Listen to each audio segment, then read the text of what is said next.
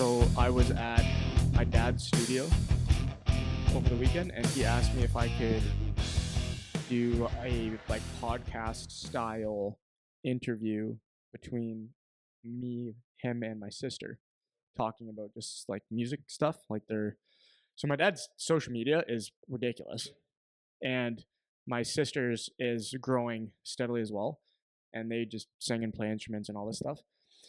So my dad was like, well, what if we try to answer some questions that I keep getting in comments, whatever. So we set that up, brought my stuff. Apparently my mic cords suck. Says your dad? Yeah. So he hooked it up to his thing, and he's like, yeah, the signal from the cord is no good. And I'm like, I never have that issue ever. What are you talking about? So then he showed me a comparison between my mic cords and his mic cords, and his are like a lot beefier. So anyways, I was like, damn. So maybe, I don't know if that's maybe degrading the quality, but I don't really seem to get a lot of complaints about it. So I wouldn't think. Reminds me from a skills perspective. Would anything about that remind you of skill? like the audio cords? Yeah. I mean, it depends what you mean. I'm thinking of like my dad has skill with audio cords. So I read a couple books on what your myelin sheaths are. Oh yeah. So your myelin sheaths, are the same thing as the electrical cords. So when you build a skill and you have the deep practice and do the reps, basically what happens is you build skill patterns, skill circuits, which would look like a wire going from your brain to whatever, and they fire and they fire. And what it is fatty acids that are around your neurons that keep building that circuit. And the more fatty acids you get, the faster those circuits go through your body, not unlike the cord that you were just talking about. That's true. So that's an interesting comment. Like, as you were saying that to me, I'm like, oh, this is actually true. Build a bigger highway for the signals to go through. And it's the same thing with skill development. So if you're shooting pucks, that's the argument, right? What a segue that was. But if you're shooting pucks, so someone asked me, I did a consultation yesterday. They said like about skill and all that stuff. Like, what would you do? And I said, less than what you think, but quality, a lot more quality.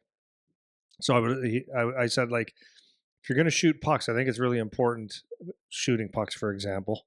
I think it's really important to shoot your pucks, but if you do 200 pucks or 300 or 500, doesn't necessarily make it better than 50.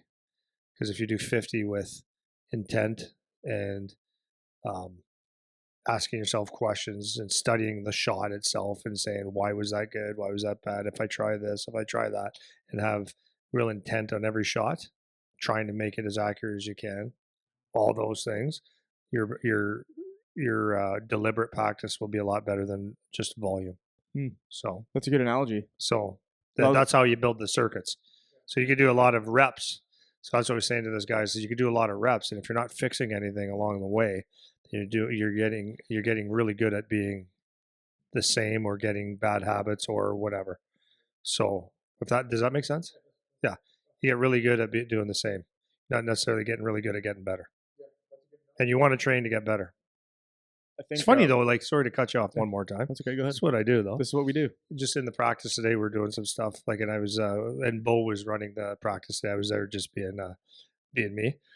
So watching the first drill going by, and it's like, I had to stop it for Bo and just said, okay, here we go. Again, you're doing a drill, guys, that you're doing a pattern. You're doing a hockey pattern. And there's, I picked out 4 things that they need to do differently. For example, like, how many times are you going to let yourself take a bad pass? Do you know what I mean? Like, let yourself take a bad pass. Like, how many times are you going to let someone pass you the puck and it's going to blow up off your stick, right, and you're going to just continue to do things without fixing anything? Yeah, right. So there's something wrong. Like, what is it? Your stick? Do you have bricks on your hands? Oh, or maybe your angle's wrong. Maybe you have to change positions, whatever. So that was one of them. And then, certain things like that. Like, if you're doing something and you're doing a skill, if you're doing a drill and it's not going well, like, don't just keep doing it. Like, step back and say, okay, how do I fix it? What am I doing wrong? That's practicing with intent. That's how you're going to have a good practice. Otherwise, you do 50 passes and you might catch 3 of them and, oh well. You know what's funny is so on the one hand, it's if you don't pay attention and you don't listen, you just won't figure it out. So if I exclude that, like, let's say for the most part you're a player or a coach or whatever that wants to learn the skill, right? You want to practice and learn the Coach actual skill. or a player that wants, Yeah, like you want to be able to do it correctly. So this just happened to me last night. So I was at jiu-jitsu last night, and we were doing this move where we transitioned from I don't know if maybe you don't know, like a butterfly guard. So you have I your know. feet. Do you know butterfly guard? Of course. Do you? I do. Okay, so you have your 2 feet in between the other guy's feet, okay, or in between the other guy's legs, and then we were transitioning from that to a triangle over top, okay, and part of this move, you had to like get your foot onto a particular part of the other guy's hip, and you had to get your knee. And sorry, no, back it up. Not transitioning to a triangle, we're transitioning to a razor, an armbar, and we had to get to your knee to a certain position so that you had the right leverage when you open up. That you don't have to like really put a lot of effort. It's very easy to just open up and the guy's automatically going to tap because you're already in the right position. So I'm one of these guys when I watch my instructor do the moves, I want to know how to do the move. You know, I'm not like surface watching. Like I'm trying to get the details to execute it correctly. Yeah. And It'll only help you, right? well, so especially when you're getting mauled all day, which I got my ass kicked for an hour and a half straight last night. So I'm watching this, and so he'll do the thing. He shows it 2-3 times from different angles, and then he says, "Okay, go." So you go with your partner, you drill the moves back and forth, and I couldn't get the right angle, right? So he was watching the groups go, whatever, and then he does the same thing you do. Stops. It's okay. Like a couple details that might help you guys get the right leverage to actually submit the guy. You need to have your toes, like look where my toes go. My toes are going here on the guy, not on his thigh. It's going up like on his hip bone. So there's one micro adjustment. Second micro adjustment was you need your knee to be on your elbow, not against the other guy's. It would end up being his back based on the angle that you're at. So some of you guys, you have your foot on the guy's thigh and then your knee on his rib cage up towards his back, as opposed to toes on the hip and your own knee against your own elbow as a leverage point.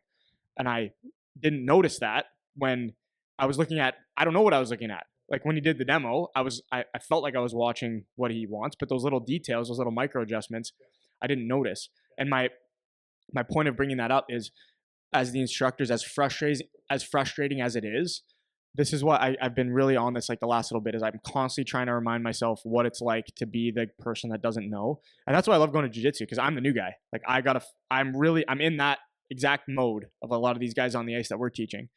And it's like, if you don't stop as the instructor and interject some of those key teaching points, sometimes it feels like, guys, I've said this 1,000 times, or because you've done it personally as the coach 1,000 times, it feels like you've done it 1,000 times. Seems so simple. Yeah, even though, or it seems like you've told them 1,000 times, even though, like, you know, you're with all these different groups and these different kids and whatever.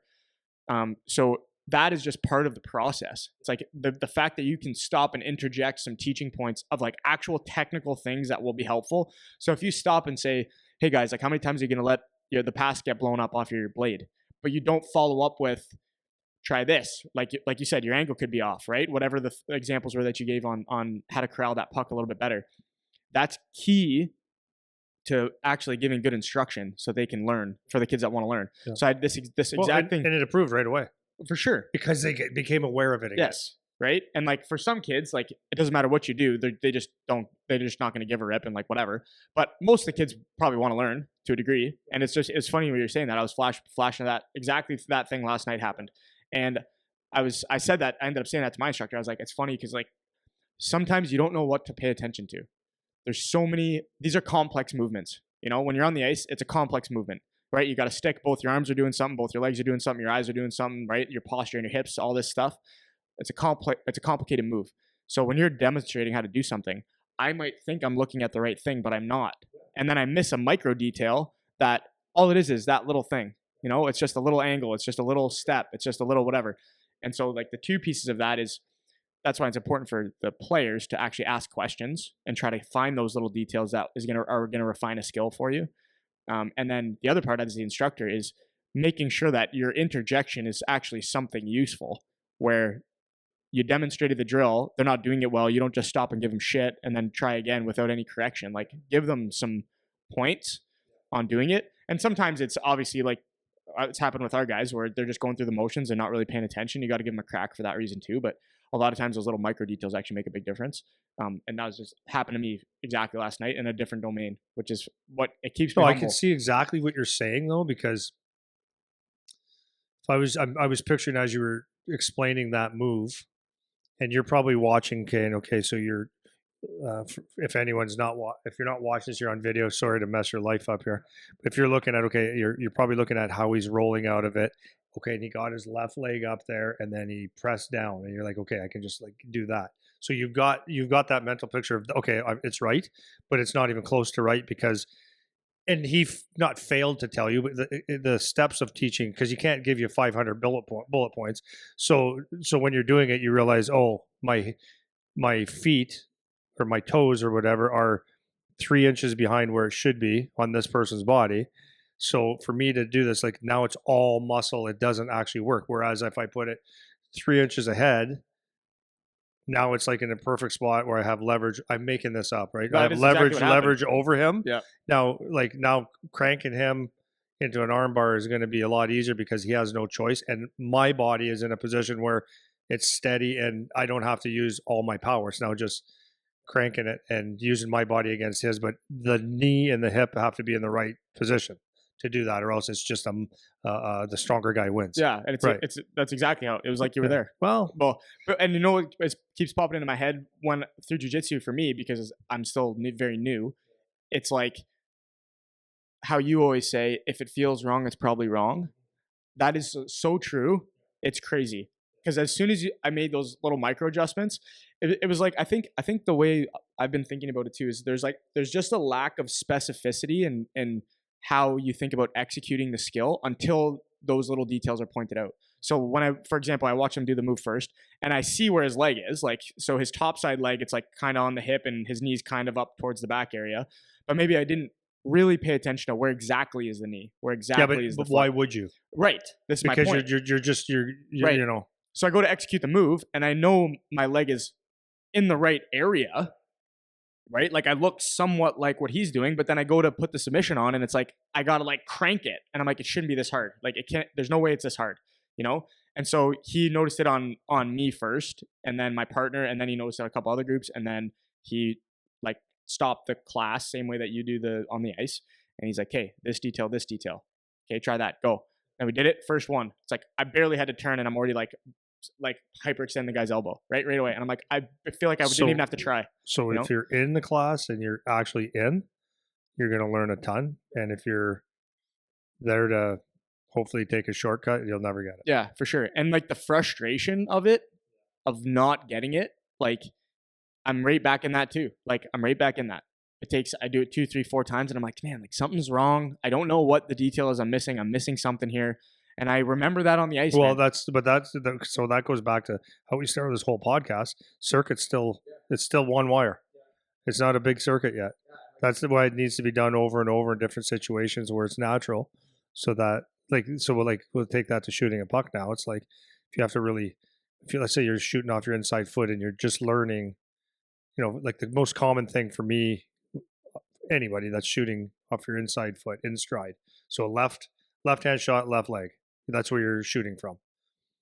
Most common thing is puck's too far out, puck's too far back, and you're off balance, right? So that's the most common thing. You hang on too long. So you have to be conscious about that. So like when you're setting up that shot, for example, there's 100 ways to do it, but like the most boring way, but the most efficient way is to just have the puck in your sweet spot, step into it. I can't explain it really here, but like if you do that, it's probably the most efficient way to understand the setup of that shot. So you learn that the puck is in your sweet spot. The puck is in your sweet spot, and if it's not in your sweet spot, you should never shoot a puck unless you just need to get rid of it. So, anyways, when you work on it at first, you're just trying to get the timing. You're trying to understand where that sweet spot is. So, like you said in your jiu-jitsu, it's like you get it, and then it's like, oh, maybe you take a pass and then you go to shoot. It's like, I should have had that. Like, why? Because you're not there. You need the reps. Now you need the correct reps so that you can do it automatically no matter what. And that's the thing about any sport. But we talk about hockey. Is any sport is like when you think you're good, it's like you're not good yet. You got to be able to adjust. You got to learn on the fly. So now the counter to being good at jiu-jitsu is that if you were when you're good at it now, if I was doing that to you, is you being able to counter that no problem without thinking. Yeah. Right. Well, and that's the biggest thing it's funny. The next like relation parallel I was going to draw is now the difference between practicing the skill and getting it, and then being able to apply it in the game. So for us, we do the drilling and then we go into the live rolls. So last night, I stayed for 5 rounds at the end where it's like a 5-minute live roll, and I just got pummeled the whole time. And it's like I couldn't do anything. We just practiced, right? I couldn't do one thing. We just practiced because now it's game speed, right? Now it's like instant reaction. Now it's the same as hockey. It's the exact same thing, right? You're trying to see a play and make a play, and it's like, oh, I want to do my inside foot shot. It's like, well, by the time you just said or thought to do that, it's too late, you know. And so like I'm trying to see the opening of where I can apply this now that we just used, and I can't see it. So I'm not there yet where that game situation is just like automatic. I can just see it and do it and see it and do it and see it and do it with certain skills, you know. And it's the exact same thing. So you have to take that stuff, and like this is that parallel we always draw to whether it's a small area game or whatever. You talked about your philosophy of pairing a camp together where you do skills first and then start doing your small area games to apply it back in the day when that wasn't super popular. And that's exactly what you need to do, you know. And if it's not a conscious thing, then it becomes much more difficult to actually get better, you know, because you need to be able to actually do it now when it matters in the real game, you know. So it's funny because yesterday, and then I did some of the same with one of the groups today, was my theme for the Flyers yesterday was we're going to do a bunch of shooting drills because it's a morning, it's a skill skate, but a morning skate as well. So I don't like to make it too intense, but real purposeful. So yesterday was all about no dust. So no matter what we're doing, you're not allowed to dust the puck off. It has to be on your stick. The only leeway I give you is if you catch it, if I send you a pass on your backhand, you're allowed, obviously, to stop it, come over it, and snap it. No other stick out. So it's just a 2-touch. So the whole drill. So I start off with not a basic drill, but like basic enough for that. So that the goal was to get them a lateral flat pass, either on their forehand or backhand, and it's on their stick, off their stick. It's not allowed to dust at all. Well, it was with skating, and then you pick up speed, and you're getting a pass from the line, and then a give and go with the next line. So so there's passing elements too. Yeah, nice. You have to. Yeah. And then another flat pass. Now you both have speed and hard passes, and it was like you're not allowed. That was the first drill, and you're not allowed to stick handle whatsoever. That was the rule. And then I advanced it a little bit to a different. So I had 3 different drills that took a good 45 minutes, all shooting, no dusting. And it's funny not funny, just when you come under pressure and you're not focusing, how many guys you got to get back to the old habits. So they get it. It's like that's what we're trying to get away from because there's so many shots and plays that get killed because there's over stick handling, right? So funny today because we had yesterday was with junior players up to 20. So today was like the U18s, U18s today, and they're not junior players. So I did a couple of the exact same drills, and when they're focused on the no dust, it's not bad, but they're focused.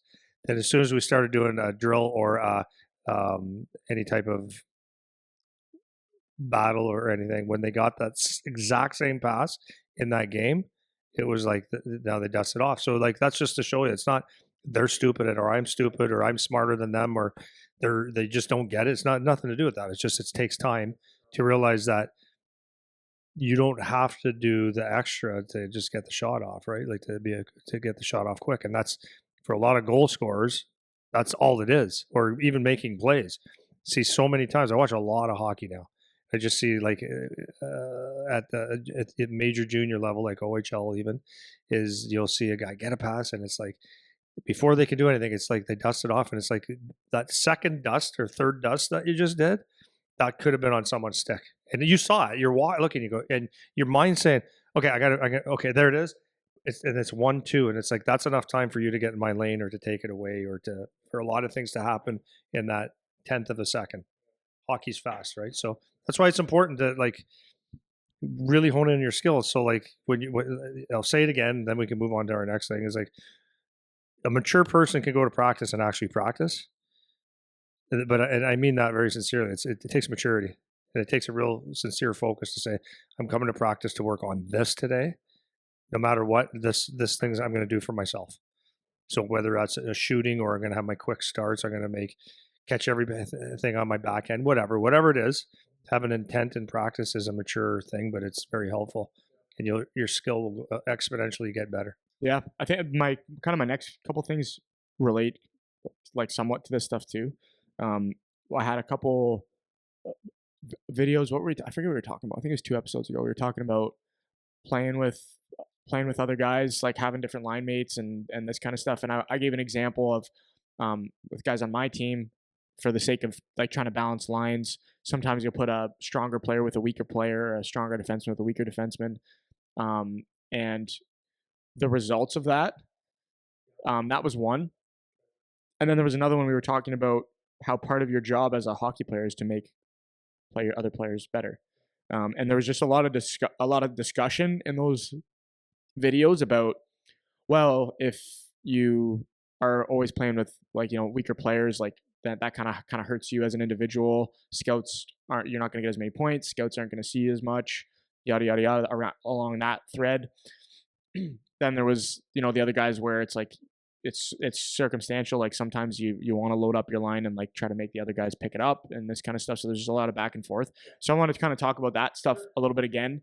I don't remember if we did an episode about playing with better players recently, but I want to make it a little bit more direct now. So like my first question to you is when you say your part of your job as a good player is to make other players better. Like, what does that mean? Well, it means a lot of things. Like, first of all, I know kind of what you bring to the table. First of all, right? Like as an individual, like what your strengths as are? a player. Yeah. Like if you're a singer, don't try to be a dancer. Yeah. Right? Singers sing, dancers dance. So like know your lane and be really good at what you're doing so that you can make someone better. Because there's a lot of times people make a mistake. And I remember my kid when they were playing in youth hockey. There's one kid on the team that he was a pretty good player. You know him, and I won't say his name right now, but I think we talked about this before. But he said, I want to be on their line. I want to be on their line because I'll get goals like that, right? Because you had my kid and the other kid that were pretty good players. They both played in the OHL. There's half the answer. So you had a banger and a crasher and a forechecker, and you had a defensive guy in the middle that could make some plays and steal pucks. And then it was always a trick to get a left winger. So there was, they'd mix guys around, and the guys that were on there would get some points once in a while, or mostly. They'd get more points is the way to say it. So anyways, this one individual kept like, I want to play on that line. And I think it might work because of the speed and the forecheck, but it should work. Actually, it should have worked. So it should have worked. But this guy came on there thinking that, okay, now I'm going to be the guy to carry the puck and try to be a star. Not, I don't say that like an asshole. He was just he's saying, okay, I'm going to be the player that I need to play now. Yeah, right, exactly. Where he didn't realize is that you have two guys that are better than you, can make plays. No, I don't mean better than you. They're just better players. So if you just do your role, if this kid would have just drove to the net because that's one of his strengths, chip the puck in and let them do it, or give it to them and go to the net. He's already decent defensively. He probably would have scored like a goal or 2 or 3 a game just by doing that, but he didn't get that. So he wasn't making that line better, is what I'm saying. So he doesn't have to be a better player. You just have to, how do you make other people better? So he would have been great on a forecheck. He would have been great driving the net, and that he would have made those guys better. So he would have enhanced their skill. So that's what you're trying to do, is enhance the line that you're on, right? So or the pairing that you're on. So that's what it is you want to make people better. So that takes maybe sometimes a little bit of communication and understanding how things tick. But sorry to cut you off. Let's take at a higher level, like if you're in junior pro now, I feel like it's easier, or maybe not easier, but you should probably know what your strengths are at that point. But if we zoom it back down to U10 to U18 AAA, where it's like maybe you're not sure what you're good at, do you think that everybody should be able to figure out what it is that they're strong at and bring to the table, or do you think they're developing still? There's a definitely developmenting and experimental phase of hockey. You don't understand most of it, right? I mean, even a kid going into the OHL or whatever, a lot of them don't even understand what makes them good. They just happen to be good at something and they don't get it yet. Like that's why you see a lot of kids go in the OHL and they think they're goal scorers or tough guys, and they go, "Oh, I'm not." So on that thread, then it's like, okay, do I look at the other players and say, okay, maybe I'm not sure exactly what my strengths are, but I see that they're good at this and this, so maybe I can try to be that. Like, what's the strategy if maybe it's not so clear what you can bring to the table? That's a really good question, and probably that one that I haven't thought a lot of, because it seems kind of naturally to me, because I knew that, like, as a player for myself, is I could skate, I could shoot and then score, but I was really good at making plays. I love setting guys up, and to me, that's the easiest maybe way to say, like, I made people better because I gave them opportunities to score. So for me, that identity was maybe, I don't know. I think it was easier for me than maybe other people, but I guess, like, this is a really good question. I guess you have to play to find out, and I think the hardest time to really realize anything is when you're young, because you're just playing the game, and you've got the mom and dad, maybe they want you to score goals, and scoring a goal makes everyone happy. So is that what makes the team better or someone else better? So I don't know. That's a good question. So I think you'd have to look at it and say, as a kid, if you care, and realize, okay, on my team, there's this guy that's better than me than this. That's an honesty question, or I do this better than everyone else, and how do I apply it to the game? And then kind of just play freely, right? Yeah, well, I was gonna just on your last comment there, I was gonna say my dad was actually pretty good with that. Is used to make, my dad didn't really know hockey a ton, like technically, but my dad's a smart guy, so he had good input. And so I remember as a kid him suggesting different things. Like there would be a phase where he'd say, just try to put everything at the net. Like only shoot the puck. If you're anywhere near the net, just shoot the puck and see what happens. That would be one. Or, man, this guy won't pass you, then just go stop at the paint every time. Just go to the net, just stop there and just see what happens. Like if the puck gets to the net, make sure you're not driving by. Like these were things where maybe it was geared to try to help me figure out part of what my lane might be or what skills I could add. And so that was useful. So even for parents that don't know so much, or maybe for players that aren't sure, I think that's a good way of saying it. Like you said earlier, there's a little bit of experimenting that goes on because you got to just play the game to a degree. Yeah. Try to find it. I think mostly when you're young that you have to play. I think the best way, because I'm thinking about it, and I want to give an answer that makes sense. I don't want to just kind of be vague or anything, but this is what as I thought about that question a little bit more. Here's what I think. And I don't know if there's a right answer or wrong answer, but I think when you're young, kids want to win, but they do it it's an immature win. You know what I mean? Like when they cheated, like it's not true necessarily. So kids want to win, and they want to be the best. Or they want to think they're the best, and goals are important. So I think once you get, I don't know what the age level is. I think what would be important is to understand the importance of what a team is. Okay, so because I think the more that you can understand of the value of the team is the big picture, not yourself is a big picture. I think that's when your target can move on how can I make other people better. Because if you don't understand that concept at all, then why would it matter to you? You know what I mean? Like if you had 2 goals and I had 0 goals or 1 goal, it doesn't matter, and we're on a 2-on-0, if I'm a team guy, I'm going to try everything in my power to what? Why? Because that's the unselfish play. And you would have a hat trick, right? But do you think a 7-year-old is thinking that? Maybe. I don't think so. So because they're not thinking team, they're thinking, oh, I have a chance to score. Right. So that's what I'm saying is, like, I think if you start understanding the concept of team, and because I remember that at Pee Wee very, very, very, very clearly, there was a kid on my team that didn't score yet. And we're AAA, and I had like 3 million of them. Right. And I used to get points, like a lot of points per game. So my mission on the last few games of the year was to get Grant a goal. And we did on like the second last game. And I was so happy for him. Right. And I helped him do that. And it was like my sole purpose when he was on the ice. Mr. Rose let him play with me. And all it was, I would have I probably could have got 12 points, but it was all about getting this Grant kid a goal, and he got one. And it was like, I remember, but think about that. I remember to this day. I was 11 or 12 at the time, right? So, anyways, I think if you can open up your mind, and that's why it's important, I guess, to understand the concept of team. We, not me. And the sooner you do that, I mean, in many, many ways, it's better. But I think then you could start looking at how can I make other people better. So then you have communication with your team. Now, the other thing is also, once you understand team, it's like you can be a good teammate, or you can help other people be better, not just by shift by shift. It could be on the dressing room, it could be on the bench, it could be different things. And I'm not asking a 7-year-old to be a leader, but the kids that understand that, maybe that helps in that situation.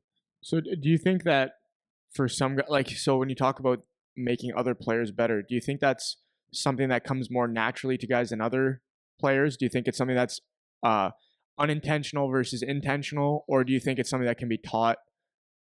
I think I'm looking back as a dad. I'm looking back as a player, coach, and a dad. Okay. And I can say that there's some kids that are naturally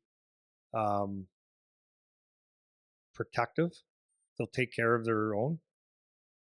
Like naturally, some guys do it. Like that's why you might get a fighter in the NHL. He can't help himself. He just saw, like, some guys are so sincere about this. You can't touch my player. Like, you can't touch my guys. This is my team.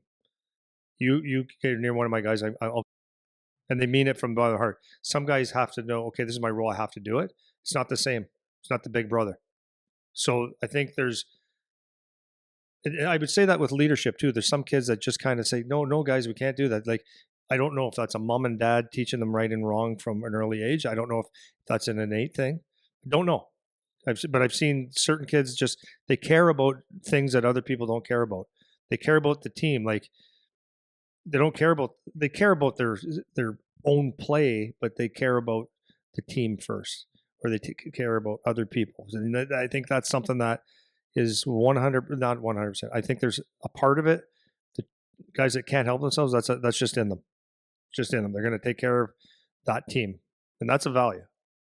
I think there's guys that learn that, okay, if I'm going to be successful, like a rising tide raises all ships. So let's make sure that everybody's going good, and whatever I can contribute to the team, like they get it at some point that I don't have to be the star because I'm a good team guy that'll help a team win. Like some guys, no one gets that at 7 usually, but as you get older, you start going, okay, you can see guys have it. Some guys learn it, and some guys will never get it. Some guys don't care. They care about and you see that in play, right? You can see a guy play in junior or whatever. You start seeing, like, no matter what, this kid's going to shoot, or no matter what, this guy's going to do something stupid, selfish, or you see it in the body language or whatever. It's just like you get frustrated as a fan, right? And you'll see some kids that they're very coachable. It's like, it's the team first. Yeah. So I think I answered your question. It's like, I think it's innate. It's for some. I think it can be taught in others, and I think some kids don't give a rip. Yeah. Yeah. And where does it come from is a question. I don't know. I don't know that answer. Yeah. The other thing I was thinking about as well is I had one of the comments on one of the videos was about just having to play with better guys, and like it was an extreme version of a comment where they said if you never play with better players, you have some version of no chance because you need to have somebody that can help to.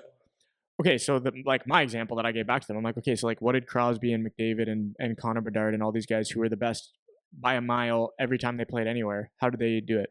Everyone they played with was even worse. Today. Yeah. Even today, Connor McDavid, if that's the case that you can't play with lesser players, then Connor McDavid doesn't have a place to play right now. Yeah. There's nowhere he can play. Like it would be impossible for them to get better. Everyone they play with is worse than them, you know? And so there was that angle on it in terms of playing with other players. And then it was, if you are a stronger player, or I guess this would apply even if you're a weaker player too. Like, how do you balance maybe more the mindset part of contributing to the team versus developing your own skills? Because particularly when we're talking younger ages, right? When you're a pro and stuff, normally like your job is this, so do this.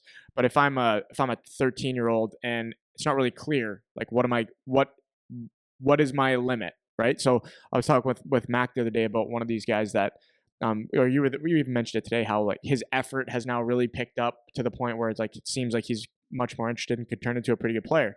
And um, for a kid like that, as an example, it's like he probably just started thinking this year about, okay, maybe I could even play hockey at a higher level. Like it might just be happening right now, and he's 13.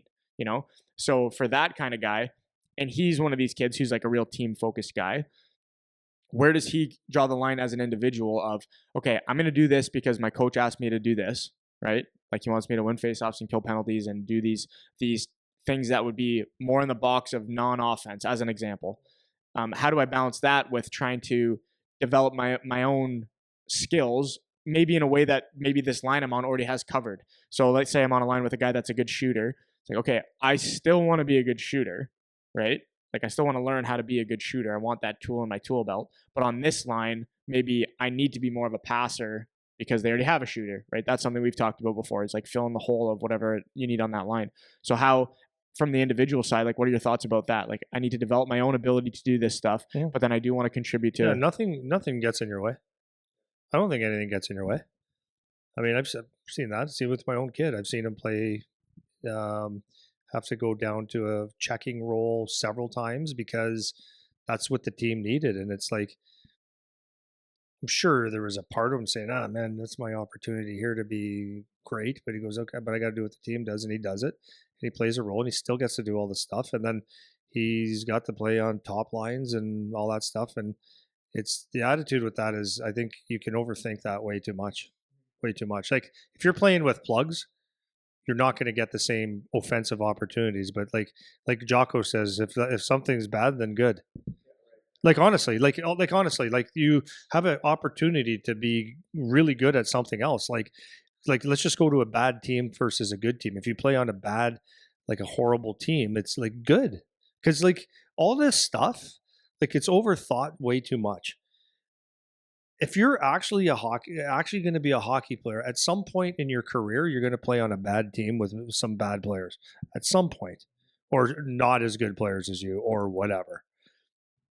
So if it happens to be in Pee Wee or U12 or something like that, then good.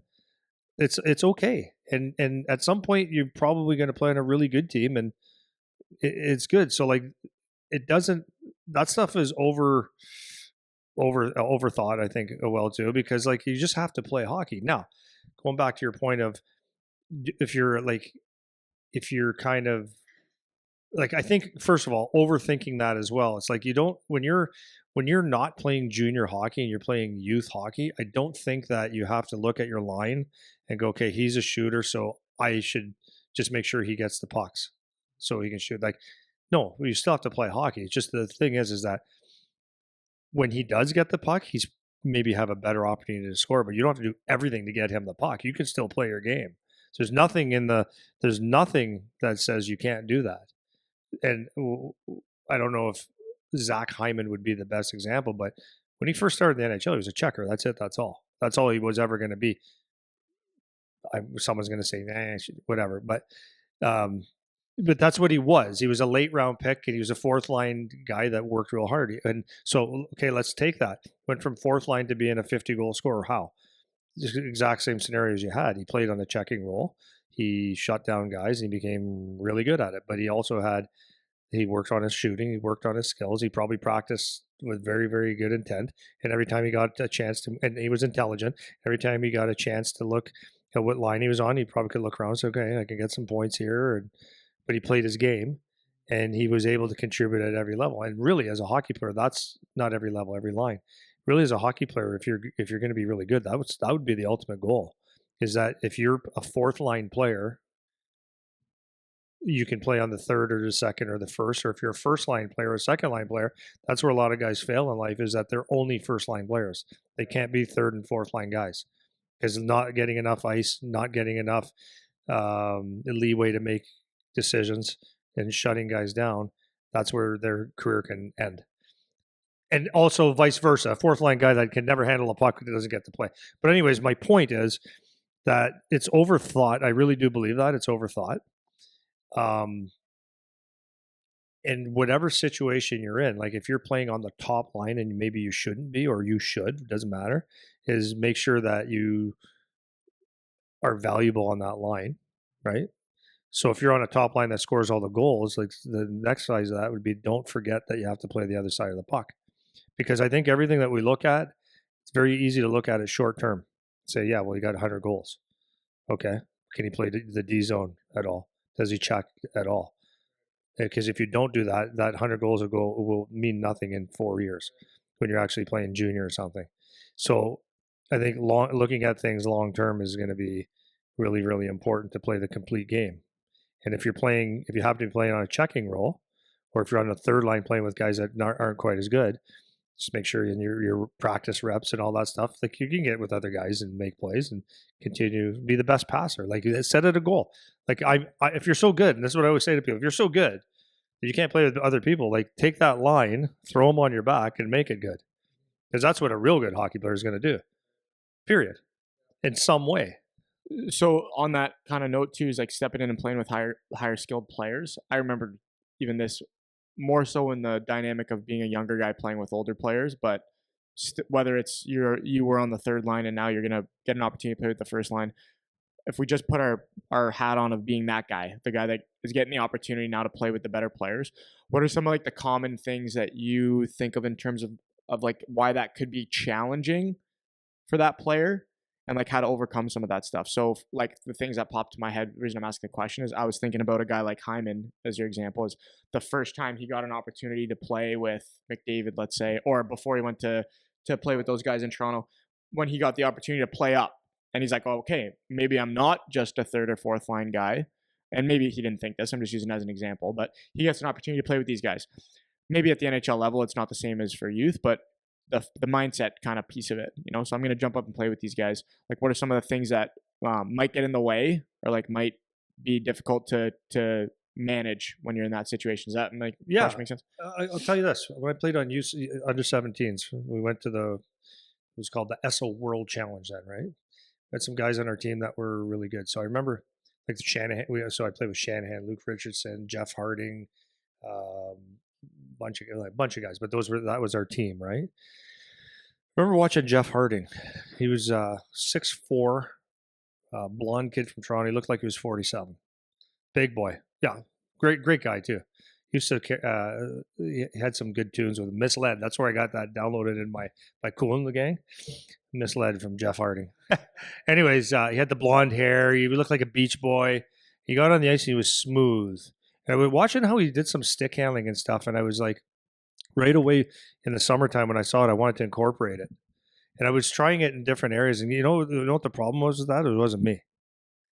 But he was big, and it looked like he looked the part. He looked like probably the best player in the world at the time. Big right-handed guy, and he never stick handled. He was just like toe to heel, skating down the ice, and he could shoot a puck pretty good. And it was like, my point to that is that was my biggest mistake, is I was trying to be that. And I was a whole different version of that. I was like, he was 6'4", I was 5'10". He was blonde, I had a bad haircut. He had blonde flowing hair, I had a bad haircut, right? He was like everything he was, I wasn't. So I was a gritty, skilled gritty guy that would do things hard.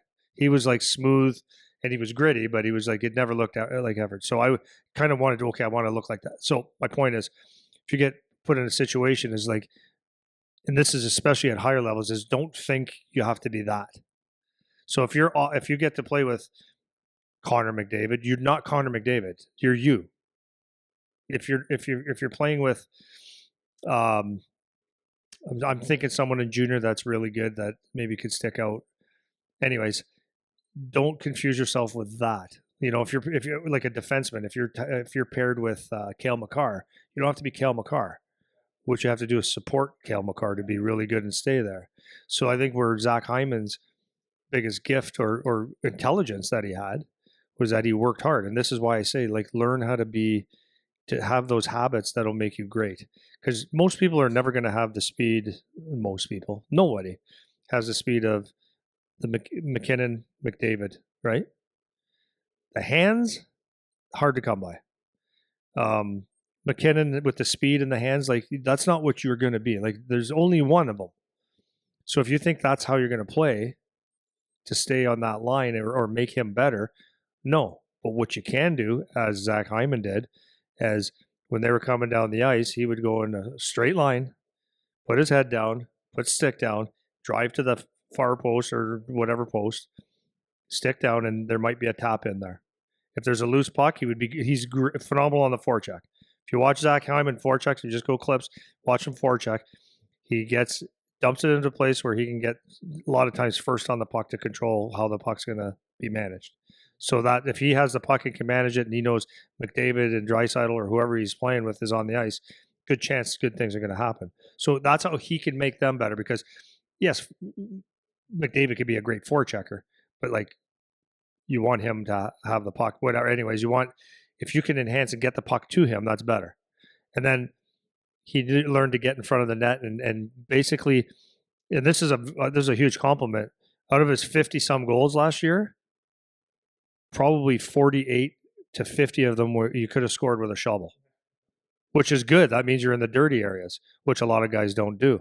So what that guy has done, everyone would say that McDavid, of course you're going to get those goals if you play with McDavid, but that's not true. You're not going to get those goals unless you play a game that's pretty hard to play.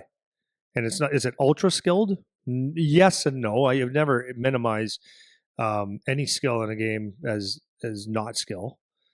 Is that a sentence? Yeah. Okay. But like going to the net is a skill, right? Driving the net is a skill. Finding a lane to get to the net, being first on the puck on a forecheck is a skill. Being able to tip pucks is a skill, but scoring goals from 3 to 7 feet outside the blue paint is a skill. And it takes some balls to get there. So not everybody can do that. So he found a way to be the best left winger that Connor McDavid could possibly have, I think. So that's the key is if you get to a chance to be, so I can go all over. The bottom line with that guy is Hyman, let's say, is that he learned how to play both ends of the rink extremely hard, has a brain for the game, and we could say he's lucky. He's not. He worked his way to that point, and he's having a lot of success. Yeah, I think my takeaway of that, what you just said, was that point of you don't have to be the guy you're playing with. I think that's an easy thing to get kind of flipped into in your own mindset is I'm going to play with him. I got to be like him. I got to try to do the same things he's doing. And like, this is the thing we always say is like, only one guy can have the puck. Only one guy can shoot the puck. And like, you don't need multiple guys to do it all the time. There's other roles that you can fill. If we do the reverse now, let's say you're the top guy and you have me as your coach and I say, hey, I need you to go play with these two guys to make that line a little bit better. Same kind of question. What's some of the, or maybe just walk through the mindset. Like, what do you feel like the mindset should be if you're that guy? You're the top end guy that now you have to play with a couple weaker players and your job is to bring the lineup. Like, what's your mindset in that situation? Yeah. It is. What a compliment. Happens all the time. It happens all the time to good players. It's okay. It's okay. Like your mindset should be okay. Good. Here's a challenge. I mean, like we said, something bad that's actually good. Where's the good in it? And the good is that you get to be a guy on a line that maybe you elevate two people's games or your defense pairing game, your defense partner's game. If you can elevate someone's game, you're helping your team, right? The long-term picture, the big picture is like, can I help my team? That's really should be in hockey. And if you do that, then okay, then it's going to help the team. Great. And will it be times where you might be a really good player playing with two guys that are, like a really big step below you, and you give them a pass and it blows up, or you get a pass that's in your feet and then they're slower and all that kind of stuff. That's fine. So you find a way to work with that, right? So maybe because they're probably if you're that good and you go down two lines, let's say, and there might be more time in your defensive zone. That's good. Learn how to be really good defensively. If you're a centerman, like really work hard at getting down low and getting pucks up to your wingers and getting it out. Make plays. Like you might not get as many points, but it's okay. It's okay. That's the thing. It's okay. Hard. It's just the heart. It's almost got to be you have to be getting that input, like that feedback from everyone. Like people got to tell you it's okay if you're not always getting points. They have to tell you it's okay to be good at other things and this stuff. Because I remember being young and it's like it's all about the points all the time, man. It was all about the points until I was 20, right? Like I needed feedback about this stuff. Like I needed someone to say if you do some of this other stuff. I had one moment that I've used multiple times about when my coach said you have to do other things or you're gonna get scratched. I started to do some of that, but I still had that lingering. I want to get points. But I just started to open my mindset, and it was like 17 or whatever when that happened. Last question. Well, just on that yeah. point, so I'll take my own kid. So everyone's like, man, he's having a good year right now. Eh? Like he's playing really well. And they're seeing the points. I'm like, he's playing the exact same way for 2 years. And he was getting, he wasn't as consistent as points, and there's a little more opportunity and stuff, but he was playing as good the first 10, 15 games this year on different lines and different things. It just, they weren't going in quite as often. His game has not changed one iota. It's not better or not, but people like to say, well, because of points. And you do feel better after a game if you get a point or two or three. But so this is the argument, right? Not the argument, but this is the thing I would say. And what I said to him the whole time in this process over 4 years, do what you need to do. You need to forecheck. You need to back check. You need to finish your hits. You need to do this. You need to do that. Everything else in your game will stem from that. As soon as you decide you don't want to defend really, really hard, then you become not useless, but that's a big part of your game. If you choose not to finish a hit or be hard on a forecheck, then okay, well, you're not going to get those out. If you choose not to drive that net, you're not going to get the goals because you're not Ovechkin standing on the high slot shooting. That's not what you are. This is what you have to do. Everything will stem from that. From now to the day you are done hockey, this is how you have to play. So the basics, right? Because the thing is it always comes back to, like, when you talk about points, that's the outcome. Everyone's mostly focused on the outcome, but it's the process. It's the process. It really is. Because I always say that you can get 3 goals in a game, but if you're the guy, if you're doing all the work and basically I'm on the side of the net, I just have to tap it in, or I get a shot and goalies are no good and they're going in. It's like, is that really good hockey? It's what was the process to get those points? Sometimes you get them and sometimes you don't. It's and that's the measurement. It really is the process. It's not the outcomes they'll fool you. Even though everyone's, I've learned this through scouting and stuff too. Even though, change my tune on this just a little bit. Even though they say that, it's not points. It's not points, but it is. If you get 0 points or 2 points as a forward, it's an indicator that you're maybe missing the boat somewhere.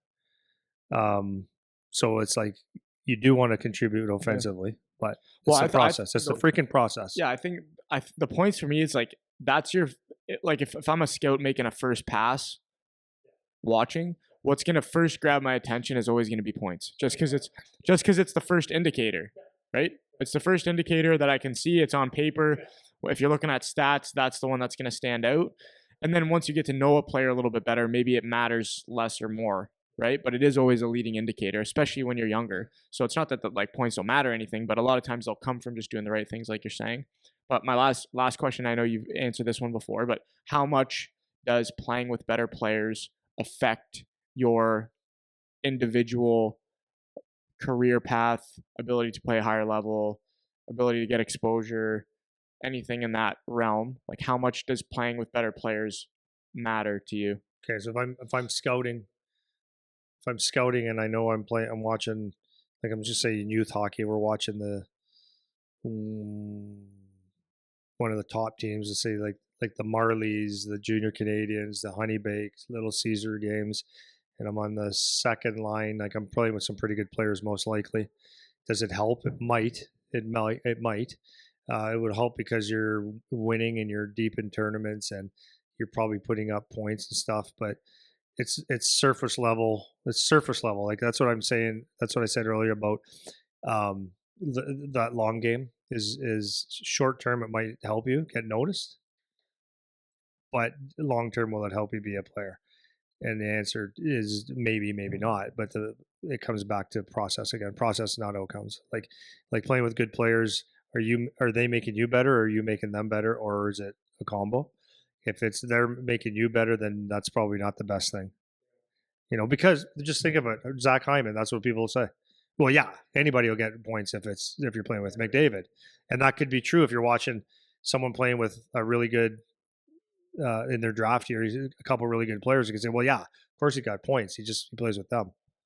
But but a good hockey guy will see, well, yeah, he gets the points because he's actually doing the things to get the points or to make those guys' skill stand out even more. Yeah, I think one thing too, just to keep in mind from a scouting perspective, just because from knowing scouts and people that go watch games, a lot of it for them is about convenience. Like, where is the most convenient place for me to watch the games?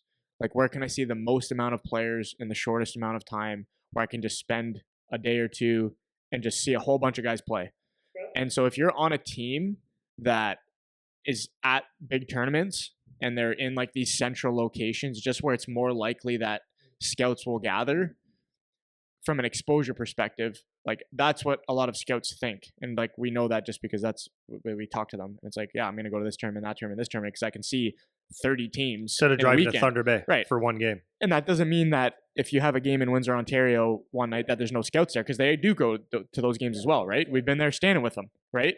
But that's the only argument I have for the who you play with, what team you're on kind of thread of thinking is it's just more convenient for scouts to go watch at the big centers because it's more populous. There's more teams, and whether it's in Michigan or it's in Ontario, it doesn't matter. If they can go somewhere central to watch, yeah, it makes it easier, right? Yeah. Well, just a side note on that. So, what you have to also understand is that if you're getting watched a lot, that could be a good or a bad thing. Yep. Because if it like, okay, so I was with two different scouts on the weekend watching OHL games.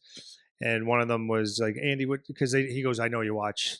I go, we've had many conversations, but he goes, no, you watch this league inside out. And I go, oh yeah, I know every player. So he asked me about a couple players. What do you think? And I go, so I told him, he goes, really? I said, yeah. And he looked, he goes, yeah, that's a good point. I said, yeah, he's this guy's supposed to be a goal scorer or a playmaker. I said, but I don't see it. I don't see it. I don't see anything elite about that side of him. And he goes, that's interesting. Are you sorry? You're coming from the frame of like if he was to take the next step, or where he's at today. What do you think? What do you think of number whatever on whatever team? And I said, here's what I think. So I said, let me just think about it here. I said, okay, supposed to be elite, playmaker, goal scorer, played on a great team, minor hockey team, and of course numbers were great. I'm not saying that he won't be, but my opinion, I'm fairly sharp when it comes to certain things with that too. They agree too. They go, yeah, it's a pretty good thought. I said, so as an elite player, I know that he's still playing in there's still an age gap here. He's at the younger end of the OHL, right? I get that, but I said I don't see the eliteness in it at all. I see it very, very. I see him late to making plays. I see it too much thinking to make a play. That's thinking of other things. Like it's like a simple play, man. So he goes, okay, that's cool. And then after a watch, he goes, that's actually, I'm seeing what you're seeing now. So it doesn't mean I'm right or wrong. That's a thought. Another person, he asked me, and I said, he goes, in his draft here. He goes, what's your thoughts on him? I said, let me say this. I think he plays a heavy game. He goes, okay. I think he has that ability to be like a good shutdown D, big, blah, blah. He goes, okay. He goes, my question is he a bluffer? So I said, that's a good question. I said, we might find out tonight because there's someone that might go him here and he'll push the envelope. He goes, oh, I'd like to see it. So then as we were watching, I go, ooh, I see what you're saying now. I said, you're seeing like he has no problem pushing around the smaller guys, no problem. Likes to be like almost a bully. And then when the equal matches come around, he like backs off quite a bit. And you could see once he pointed that out, I said, I see exactly what you're seeing now. And I'm pretty good at noticing that part. And so it's interesting. The more you get to watch someone, the more the flaws or the good things come out. So like it's easy for someone to be a tough guy when it's convenient, or you you can run guys that that aren't going to push back, but it's the guy that bites back. Are you going back? Are you going back? Are you going back? So several looks will expose that, good or bad. Are you a goal scorer or a playmaker? You're helping this guy be better. Like, you're playing with a good line. Okay, over 20 views. What are we going to say? Yeah, you're making them better. You're making them worse. So that's that interesting, eh? Super interesting. Yeah. I want to like, just for myself personally, I want to talk with more of these guys, because we've been, especially with the trade deadline coming up, it's just like top of mind. Like, what are these guys seeing? What are they thinking? How are they evaluating? How are they gauging what is worth what? And these kinds of questions. Like, I know, but maybe we'll get somebody on to talk about it. So, I'm good. Okay, that's I'm good. Okay, Good. Awesome. ciao.